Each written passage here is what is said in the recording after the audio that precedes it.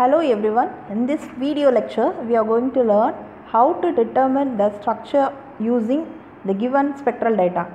For that you should be first familiar with some of the characteristic peaks in IR and NMR spectrum. So regarding the details about the IR peaks, you can come to know about the functional group present in it. See, for example, you should be familiar with the peaks from 3000 to 4000 inverse centimeter region. It may be due to OH or NH stretching frequency. In case of OH, you can distinguish between the hydrogen bonded and free OH group. Similarly, in the case of amine NH stretching frequency, you can come to know about whether it is due to primary, secondary amine and so on. You also go through the peaks from 1650 to 2000 centimeter inverse. There are different types of carbonyl group present in acid halides, acid, esters, ketones and aldehyde. They can be distinguished from the peaks in this region. Similarly, you should be aware of the other stretching and bending vibrations as far as IR is considered. Coming to NMR peaks, you should also be familiar with some of the characteristics NMR peaks. For example, free alkyl group gives the proton NMR peak at 0.9 delta. Free methylene group gives at 1.3 delta, whereas aromatic proton gives the peak at 6.8 to 7.8 delta. Okay, let us now see an example. So, you are supposed to analyze the given spectral data and illustrate the structure of the organic compound. The first and foremost step is that determination of molecular formula. In some cases it might have been given already, or you have to find it out using the given data. Here the elemental analysis data is given, that is percentage of carbon is 74%, percentage of hydrogen is 7.92. First you add both and check whether it is 100 or not. So if you add 74 and 7.92, it gives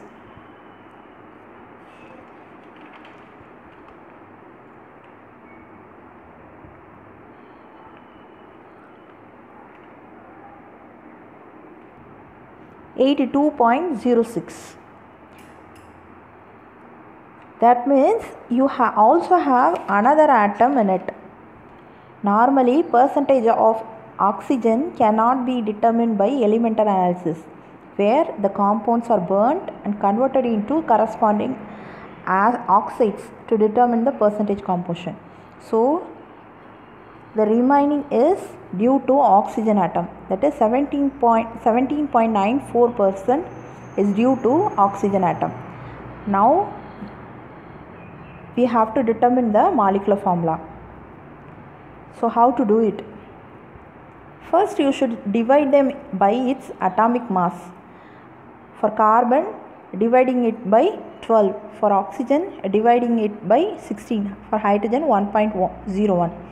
So that results some value. Then divide the fraction by the least value, what we get here. Here it is 1.12. So dividing the fraction by 1.12, we get 5.5 for carbon, 7 for hydrogen and 1 for oxygen. That will, combining them will give us the empirical formula. From this we can calculate the empirical formula weight.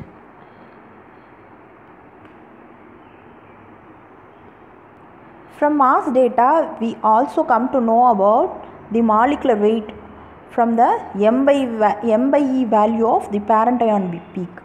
This can be obtained by multiplying the empirical formula weight by 2 here in this case. So that means we derive into the molecular formula as C11H14O2. After determining the molecular formula, the next step what we have to do is calculation of double bond equivalence, that is DBE. The formula to calculate DBE is given here. So if it results the DBE value of 1, that indicates that there is one pi bond or one ring in it. One pi bond means one double bond. So if we get double bond equivalence as 2, then that means there is possibility of having 2 rings or 2 pi bonded system, that is two diene or an alkyne, a triple bonded compound. Similarly, DBE equal to 3, there is possibility of 3 double bonds or 1 double and 1 triple bond or 3 rings, etc. So normally if DBE equal to 4, that indicates that there is possibility of having an aromatic ring in it, because we have 3 pi bonds in aromatic ring and also 1 ring that is equivalent to 4 double bond equivalent. So in this case, if you calculate, the DBE value is 5. It might be an aromatic ring and a double bond. Okay, now you carefully look at the IR's peaks. We will just note down the strong peaks in it.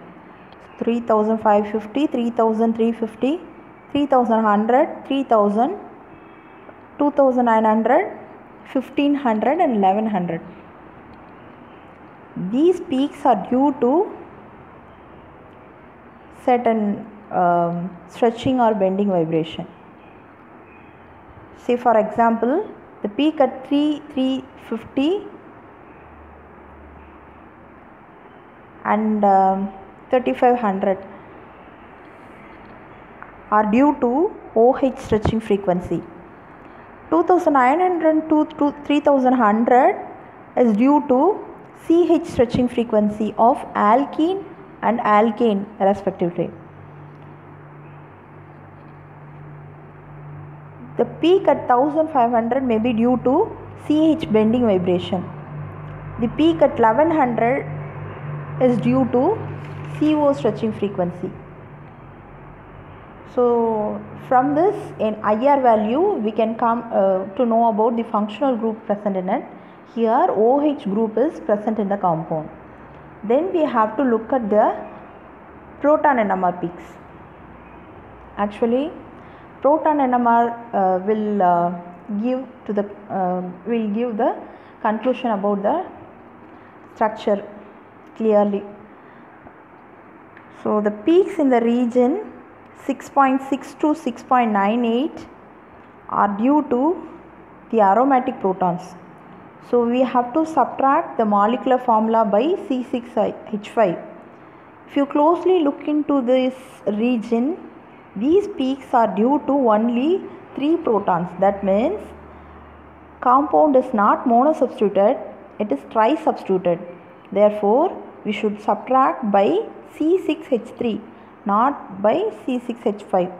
So if you subtract it by C6H3, the remaining is C5H11O2. And then look at the peak at 1.35 delta. It is observed as triplet, and also it is for 3 protons. Since we are getting it as triplet, the neighboring carbon has 2 protons in it. That means it is due to CH3 proton which is attached to an as CH2 group. That means an ethyl group. We also have the peak for CH2 group at 4.02 as quartet. That confirms CH2 group is attached to CH3 group. Therefore, subtract the formula further by C2H5. The remaining is C3H6O2. Here we have to note one thing, that the methylene group is observed at 4.02 delta downfield region. That means it is attached to an electronegative group. Here oxygen is the electronegative group attached. So the group is the ethyl group is existing as CH3CH2O group. We also know from IR that OH group is there in the molecule. That is also reflected in NMR peak. The peak at 3.42 is observed as a singlet for a single proton. That is due to OH group. Subtracting these groups, we get C3H5. Our DBE calculation tells us that the compound has a double bond. So that double bond is in C3H5 group. That means C3H5 can be an allyl group, that is CH2 double bond CH single bond CH2, or propynyl group CH3 single bond CH double bond CH. What are the remaining peaks here? So this is for 3 proton and 1 proton. That means the group is propynyl group, CH3 single bond CH double bond CH. So the possible structures are given here.